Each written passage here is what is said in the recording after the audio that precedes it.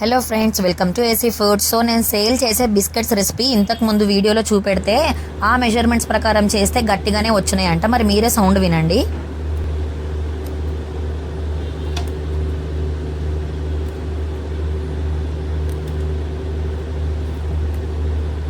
విన్నారా ఎంత మంచిగా క్రంచిగా క్రిస్పీగా వచ్చిందో? సౌండ్ కూడా, తింటే కూడా అంతే బాగుంది. టేస్ట్ కూడా. ఇది రాగి అండ్ కోకోవా పౌడర్తో చేసిన బిస్కెట్స్. ఈ రెసిపీ కూడా చూసేయండి.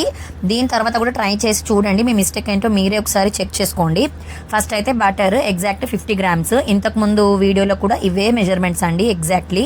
నేనేం అటు ఇటు చేయలేదు. సో మీరే ఒకసారి చెక్ చేసుకుంటూ చేయండి. ఎందుకు మీకు అంత గట్టిగా వస్తున్నాయో మరి నాకు అర్థం అవ్వట్లే. సో బటర్ అయితే రూమ్ టెంపరేచర్లో ఉండాలి. హార్డ్గా ఉండొద్దు, అలా అని మెల్టెడ్ బటర్ కూడా ఉండొద్దు. మంచిగా మనం చేయితో ప్రెస్ చేస్తే స్మూత్గా రావాలన్నమాట. సో అట్లా 50 grams బటర్ తీసేసుకోండి. ఇందులో నేను ఈరోజు జాగ్రీ పౌడర్కి బదులు దేశీ కాండ్ యూజ్ చేస్తున్నా. ఇది కూడా మంచిదే అంట. సో చెక్ చేసిన తర్వాత యూజ్ చేస్తున్నా. సో ఇక్కడ చూడండి, రూమ్ టెంపరేచర్లోకి వచ్చిన బటర్ అంటే నేను ఓవెన్లో కొంచెం ఒక 10-20 seconds హీట్ చేసేసుకున్నా. మెల్ట్ అయిపోయింది. సో మొత్తం మెల్ట్ అవ్వలేదు బటర్, సగం మెల్ట్ అయింది, సగం మంచిగా స్మూత్ టెక్స్చర్ ఉంది. అందులో దేశీ కాండ్ వేసుకున్న 60 grams. అందులోనే ఒక 7 to 8 drops వెనిలా ఎసెన్స్ లేదంటే ఇలాచీ పౌడర్ కూడా వేసుకోవచ్చు, ఒక 1/2 spoon. అండ్ బేకింగ్ పౌడర్ చూస్తున్నారు కదా, మనము నార్మల్గా యూజ్ చేసే టేబుల్ స్పూన్ ఉంటుంది కదా ఒకటి, ఇంట్లో స్పూన్స్, అందులో పావు వంతు తీసుకోండి. అంటే 250 grams-కి పావు వంతు. సో ఈ బేకింగ్ పౌడర్ కూడా మొత్తం కలిపేసుకున్న తర్వాత క్రీమీ టెక్స్చర్ వచ్చింది కదా అక్కడ బటర్ది. సో అందులోనే ఇప్పుడు రాగి పిండి ఒక 100 grams తీసుకుంటున్నా. అంటే నేను 50 grams బటర్కి 120 grams పిండి కలిపేస్తా కదా, కానీ ఇక్కడ నేను కోకోవా పౌడర్ యూజ్ చేస్తున్నా కాబట్టి ఫస్ట్ అయితే 100 grams పిండి తీసుకున్నా. ఇందులోనే ఇంకో 10 grams కోకోవా పౌడర్ వేసుకుందాము. సో ఇది యూజ్ చేస్తాను నేను.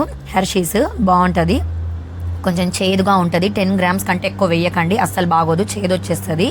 అండ్ మీకు నచ్చకపోతే చాకో చిప్స్ కూడా వేసుకోవచ్చు. కోకోవా పౌడర్కి బదులు చాకో చిప్స్, పిల్లలకైతే అట్లా చాలా ఇష్టం కదా. సో 10 grams కోకోవా పౌడర్ వేసుకున్న తర్వాత ఇంకో 10 grams కార్న్ ఫ్లోర్. ఎందుకంటే మనం ఇందులో మైదా కానీ వీట్ ఫ్లోర్ కానీ ఏం వాడట్లేదు. రాగి జొన్న పిండి వాడేటప్పుడు కొంచెం కార్న్ ఫ్లోర్ వేసుకోండి, మంచిగా బైండింగ్కి పనికి వస్తుంది అండ్ క్రిస్పీగా కూడా ఉంటుంది. గట్టిగా వచ్చే వాళ్ళు, అంటే గట్టిగా వస్తున్నాయి బిస్కెట్స్ మంచిగా వస్తలేవు అనే వాళ్ళు కొంచెం కార్న్ ఫ్లోర్ కూడా యాడ్ చేసి చూడండి. ఆ తర్వాత కూడా మీకు గట్టిగా వస్తే ఇంకా నేనేం చేయలేను, మీరే ఏదో మిస్టేక్ చేస్తున్నట్టు జాగ్రత్తగా చూసుకొని చేయండి. సో మొత్తం కలిపేసుకున్న తర్వాత పొడి పొడిగా ఉంది కాబట్టి ఇంకొంచెం పాలు అయితే యాడ్ చేసుకుంటున్నా. కాచి చల్లార్చిన పాలు ఇవి. సో వేడి పాలు యాడ్ చేయకండి, కాచి చల్లరబెట్టిన పాలు, గోరువెచ్చగా ఉన్న పాలని ఒక 5 spoons వేసుకున్నా. అయినప్పటికీ పొడి పొడిగా ఉంటే ఇంకో 3 spoons వేసుకున్నా. అంటే టోటల్ 8 spoons ఆఫ్ పాలు, 7 to 8 spoons. వాటర్ కూడా యాడ్ చేసుకోవచ్చు. నేను పాలు ఉంటే పాలు వేసేసుకున్నా, లేదు అంటే ఇంకో 10 grams బటరే వేసుకోవచ్చు. కాకపోతే షేప్ అనేవి చక్కగా రాదన్నమాట. అందుకే నేను పూర్తిగా బటర్ కాకుండా కొంచెం పాలు కానీ వాటర్ కానీ యాడ్ చేస్తా. ఇది టోటల్ పిండి ఒక 260 grams అట్లా వచ్చింది కదా, కానీ చేసిన తర్వాత కొంచెము తగ్గిపోతుంది. అంటే పొడి పిండికి తడి పిండికి డిఫరెన్స్ ఉంటుంది కదా. ఇది తడి పిండి కాబట్టి వెయిట్ ఎక్కువ చూపిస్తుంది. మొత్తం బిస్కెట్స్ బేక్ అయిన తర్వాత వెయిట్ అనేది తగ్గుతుంది. సో మనం ఎప్పుడైనా ఒక 40-50 grams పిండి ఎక్కువ కలుపుకుంటేనే మనకి ఎగ్జాక్ట్ 250 grams బిస్కెట్స్ కావాలి అని అంటే అట్లీస్ట్ ఒక 300 to 320 grams పిండి కలుపుకోవాలి మనము. సో ఇక్కడ నాకు 10 grams ఈచ్ అయితే తీసేసుకున్నా బిస్కెట్స్ కోసము. అన్ని రౌండ్ షేప్ చేసుకొని బాల్స్ లాగా అన్ని 10 to 11 grams, అంతకంటే ఎక్కువ తీసుకోలేదు. సో మన ఇష్టము, లావుగా ఉండాలా సన్నగా ఉండాలా బిస్కెట్స్ అనేవి మన ఇష్టం కాబట్టి నేనైతే 10 grams ఈచ్ తీసుకున్నా. సో వీటన్నిటికీ మంచిగా షేప్ ఇవ్వడానికి ముందు ఒక 10 minutes పడుతుంది కదా, అప్పటి వరకు ఓటీజీని ప్రీహీట్ చేసుకుందాం. అంటే 30లో పెట్టేసుకున్నాను నేను. 30 minutesకి సెట్ చేసిన. 2 rods ఆన్లో ఉంచాలి, టాప్ బాటమ్ రాడ్స్ 2 ఆన్లో ఉంచేసి 180 degrees మీద ఓటీజీ అయితే ఆన్ చేసేసుకోండి. సో మనం ఇంకా 10 minutesలో ఇవన్నీ ప్రిపేర్ చేసుకోవాలి. నేను ఇక్కడ పంకిన్ సీడ్స్ అండ్ బాదాం అయితే యూస్ చేస్తున్నా. మీకు నచ్చిన డ్రై ఫ్రూట్స్ వేసుకోవచ్చు. ఎందుకు అని అంటే డ్రై ఫ్రూట్స్ వేయనవసరం లేదు, మస్ట్ అండ్ షుడ్గా ఎందుకు వేసుకుంటా నేను అని అంటే రాగి పిండి అసలు బేక్ అయిందో లేదో మనకు కలర్ తెలియదు కదా, అది ఉండడమే డార్క్గా ఉంటుంది. సో మనకు కరెక్ట్గా బేక్ అయిందో లేదో తెలియడానికి పైన డ్రై ఫ్రూట్స్ యాడ్ చేసుకుంటే అవి కొంచెం కలర్ చేంజ్ అయితే మనకు అర్థమైపోతుంది.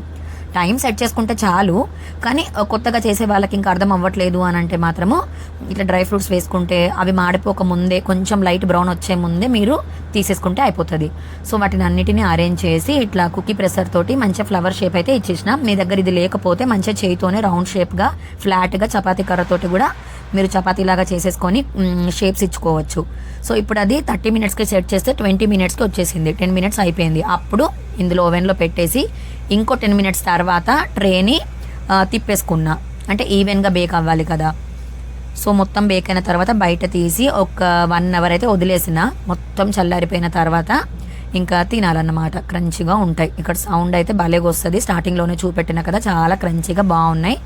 కోకోవా పౌడర్ అయితే ఎక్కువ వేసుకోవద్దు ఎప్పుడైనా. 250 గ్రామ్స్కి 10 to 15 గ్రామ్స్ చాలా ఎక్కువ అయిపోతుంది, చేదుగా వచ్చేస్తుంది. సో మీకు ఈ రెసిపీ నచ్చితే ఖచ్చితంగా ఎవరికైనా మీ ఫ్రెండ్స్కి ఫ్యామిలీస్కి షేర్ చేయండి. మీరు ఇంట్లో ట్రై చేయండి. లేదా క్లౌడ్ కిచెన్ కానీ లేదా బిజినెస్ ఏదైనా చేయాలనుకుంటే కూడా దీనికి మంచిగా యూజ్ అవుతుంది. సో మీరు చేసేసుకోవచ్చు, ఈ రెసిపీ ఫాలో అయిపోండి. అండ్ ఇక్కడ మీ ముందే ఇక్కడ ఈ డబ్బా వెయిట్ వచ్చి 21-22 గ్రామ్స్ ఉంటుంది. అందులో ఇవన్నీ ఫిల్ చేస్తున్నా చూడండి.